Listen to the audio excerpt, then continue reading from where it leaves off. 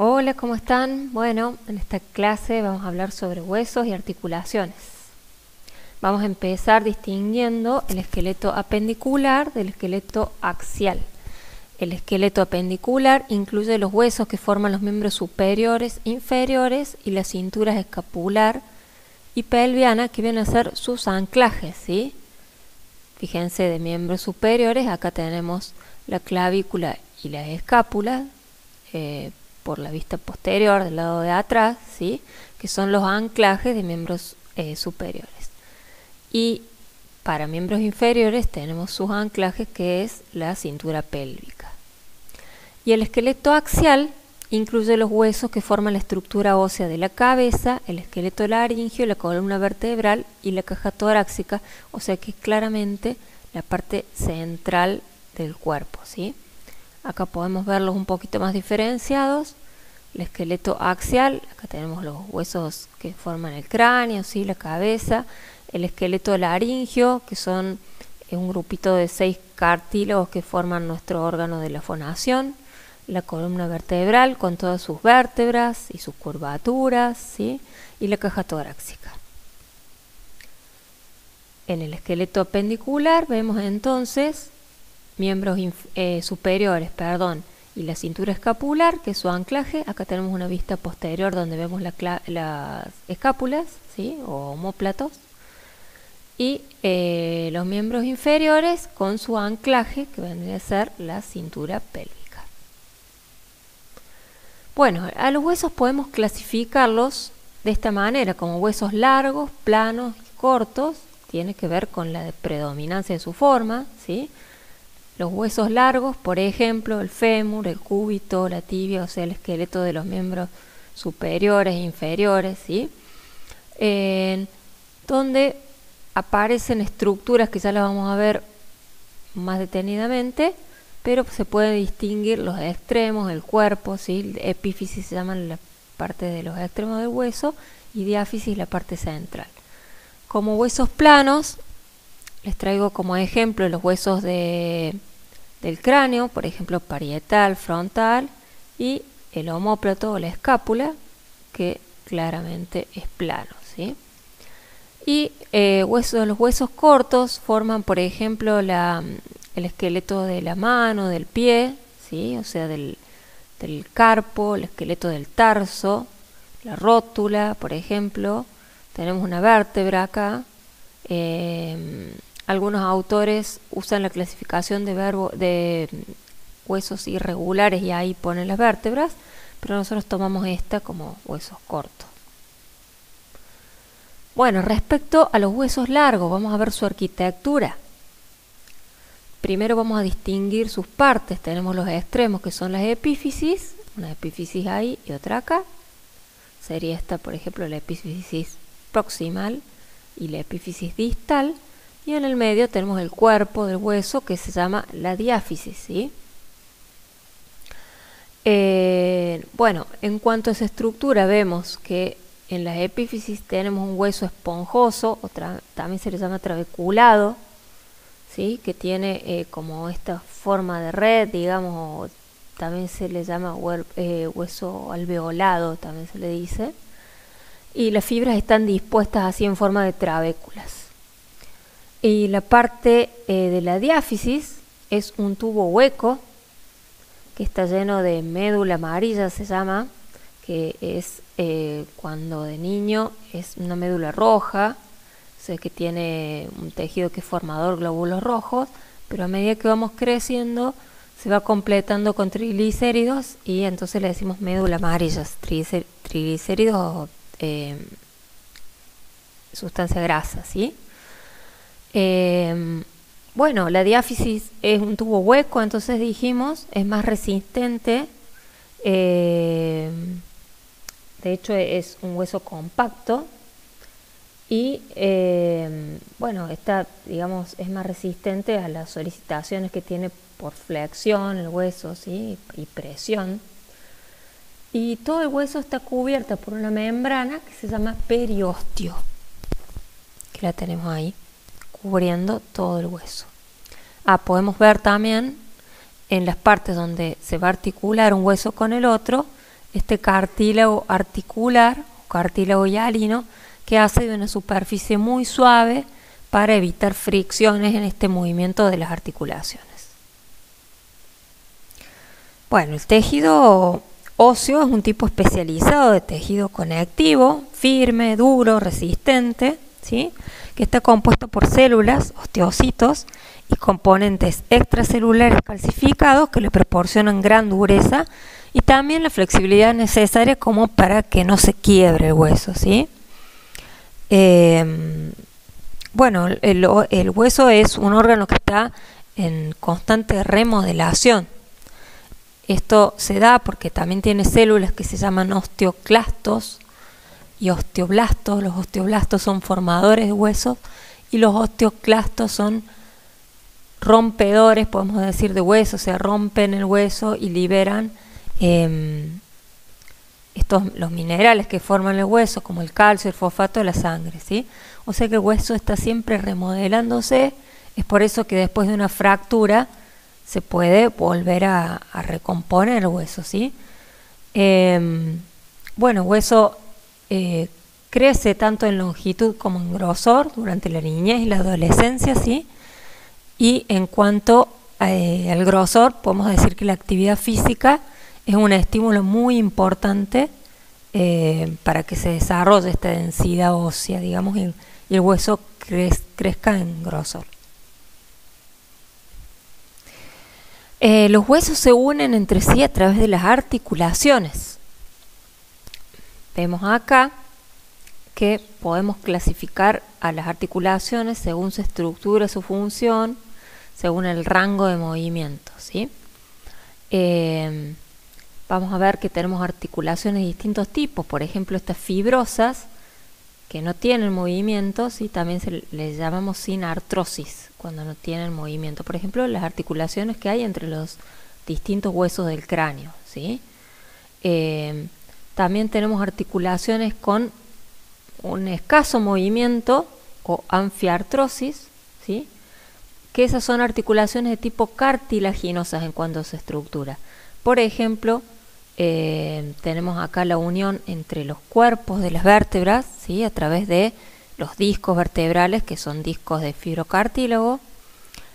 Acá tenemos un ejemplo, por ejemplo, de la sínfisis pubiana, que es la articulación entre los dos pubis, también a través de un anillo de fibrocartílago, y son articulaciones que tienen poco movimiento, ¿sí? Escaso movimiento, semimóviles también las llamamos. Y por otro lado tenemos las articulaciones sinoviales, que son las articulaciones más móviles, ¿sí? Donde encontramos, encontramos las articulaciones, el codo, la rodilla, así de miembros inferiores y superiores, que tienen movimiento completo y también les llamamos diartrosis.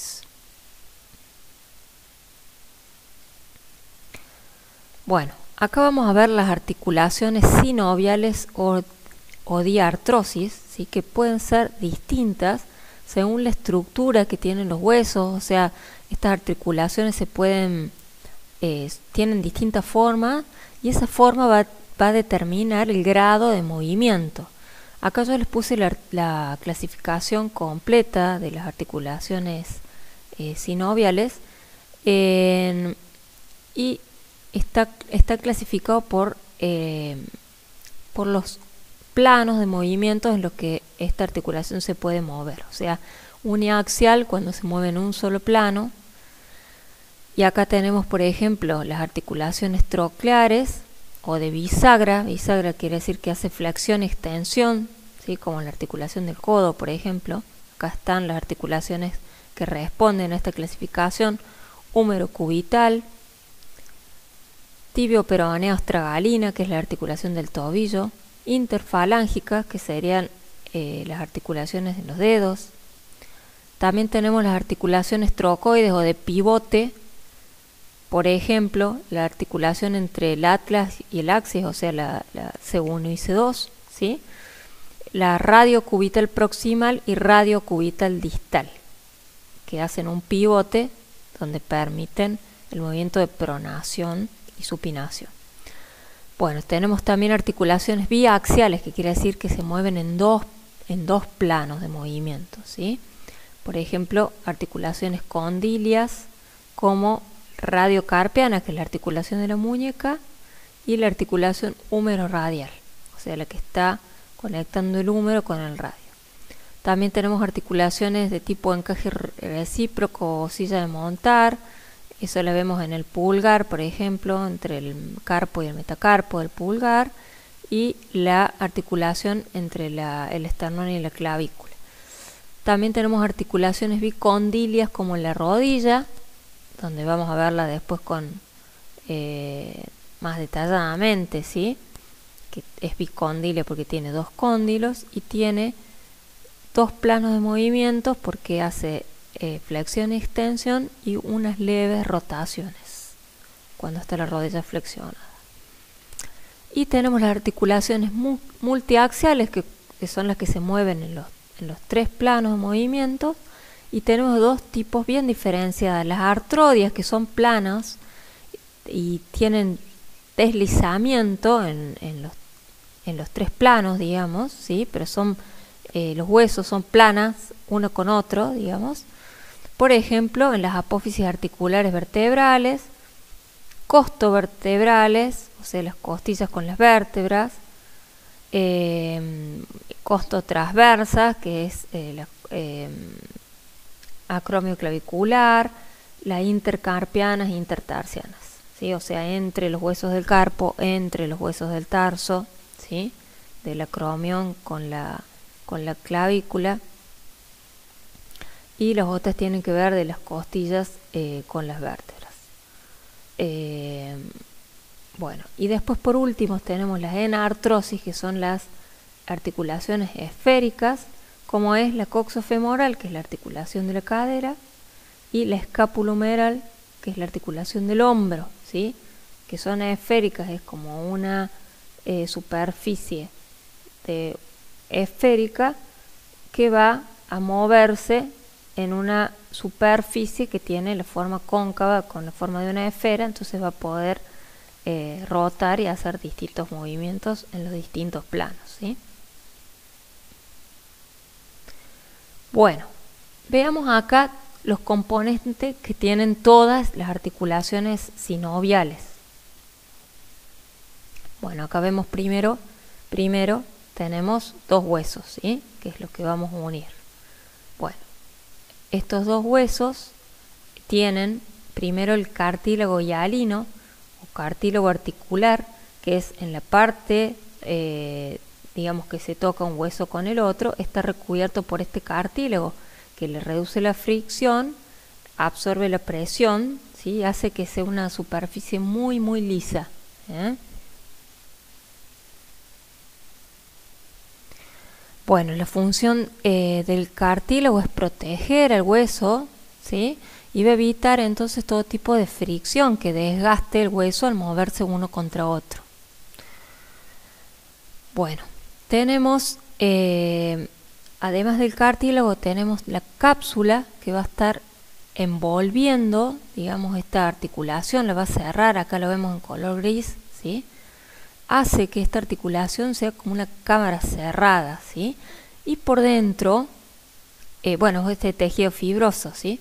Y por dentro la cápsula está tapizada por una membrana que se llama membrana sinovial, que la tenemos acá descrita, que recubre la cara interna de la cápsula y produce un líquido que se llama líquido sinovial. Bueno, el líquido sinovial lubrica la articulación y nutre al cartílago. Y bueno, ayuda también a que no se produzca esta fricción, o sea, el cartílago tenemos una superficie acá muy suave, digamos, y lisa, y a su vez tenemos este líquido, entonces eso va a permitir que no haya este desgaste y fricción de hueso con el otro hueso a medida que se articula, así se mueve. Bueno, para sostener esta articulación tenemos los ligamentos, que son también de tejido fibroso y que unen hueso con hueso. Vamos a ver en la diapositiva posterior cómo podemos tener los ligamentos dentro de la cápsula o fuera de la cápsula. Y acá en este dibujo tenemos el músculo y el tendón, que era lo que le daba la inserción con el hueso, ¿sí? Es la parte terminal, como lo vimos en la estructura del tejido muscular, y es donde se inserta el músculo con el hueso. Bueno, estos son los componentes que tienen todas las articulaciones sinoviales. Y acá, para mostrarles los ligamentos, por ejemplo, en este caso la articulación de la rodilla, y tenemos ligamentos que están intracapsulares, o sea que van a quedar por dentro de la cápsula, por ejemplo el cruzado anterior y el cruzado posterior, ¿sí? El ligamento cruzado posterior, y a su vez tenemos otros ligamentos que van a estar por afuera de la cápsula, por ejemplo como es los ligamentos laterales internos y externos, ¿sí?